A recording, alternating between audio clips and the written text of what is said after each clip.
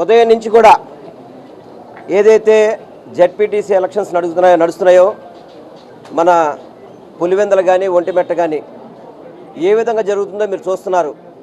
కనీసం ఓటర్ అనే వ్యక్తిని బయటికి రానివ్వకుండా ఓటర్లు కూడా పోలీసు కాళ్ళు పట్టుకొని మా ఓటు మాకు వేసుకునే అవకాశం కల్పించండి అనే పరిస్థితికి ఈ ఆంధ్ర రాష్ట్ర ప్రభుత్వం కల్పించింది అని చెప్పి మీ అందరికీ కూడా తెలియపరుచుకుంటున్నాను. ఇంత దారుణంగా, ఇంత నికృష్టంగా, ఇంత రౌడీయిజంగా, ఇంత దుర్మార్గంగా నాకు తెలిసి ఈ ఆంధ్ర రాష్ట్రంలో ఎప్పుడు కూడా ఎన్నికలలో జరిగిన పరిస్థితి లేదు. ఈ కూటమి ప్రభుత్వం ఏర్పడిన తర్వాత వాళ్ళకి 15 నెలల పరిపాలనలో చెప్పుకోవడానికి ఏ అవకాశాలు లేక ఈ ఓటమి భయంతో దుర్మార్గంగా డబ్బుని, అధికార దుర్వినియోగాన్ని అన్నీ చేసి కడపలో ఏదైతే పులివెందుల ఎలక్షన్లు జరుగుతున్నాయో పక్క జిల్లాల నుంచి మనుషులు తీసుకొచ్చి ఓటేసే పరిస్థితి వచ్చిందంటే ఎంత దుర్మార్గంగా ఉందో ఈ ప్రభుత్వ పరిపాలన మనందరూ కూడా అర్థమవుతుంది.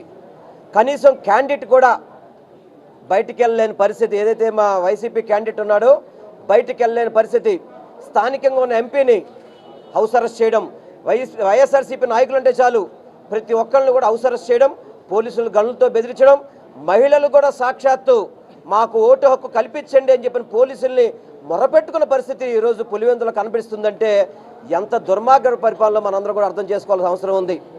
ఎందుకు ఒక్క స్థానిక సమస్యల ఎన్నికల కోసం ఇంత దుర్మార్గంగా ప్రవర్తిస్తారా?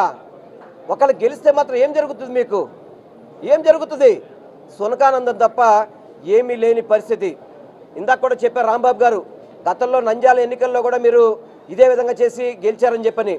అదే నంద్యాలలో పబ్లిక్ ఎలక్షన్స్లో 50,000 మెజారిటీతో నంద్యాల ఎమ్మెల్యే గెలిచాడు. అక్కడ చంద్రబాబు నాయుడుకి గుర్తుపెట్టుకోండి, ఈ ఎన్నికలు ఏదో చేసుకున్నాం మేము అయిపోయానని చెప్పి అనుకుంటున్నారేమో, తప్పకుండా ప్రజలు ఎదురు చూస్తున్నారు.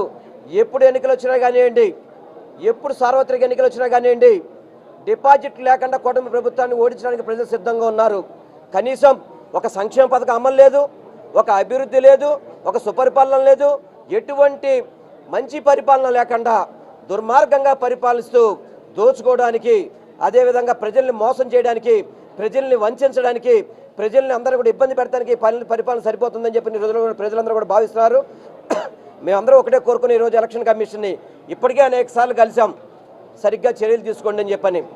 వాళ్ళ అధికారులందరూ కూడా సరిగ్గా చర్యలు తీసుకున్నారని చెప్పని వీళ్ళకి తప్పుడు ఫీడ్బ్యాక్ ఇవ్వడం అనేది చాలా బాధాకరం. ఎవరైతే అధికారులు ఉన్నారో ఇప్పటికైనా కానీ స్వేచ్ఛాయుతమైన వాతావరణంలో ఎన్నికలు జరపాలని మాత్రం మనస్ఫూర్తిగా మేము కోరుకుంటున్నాం.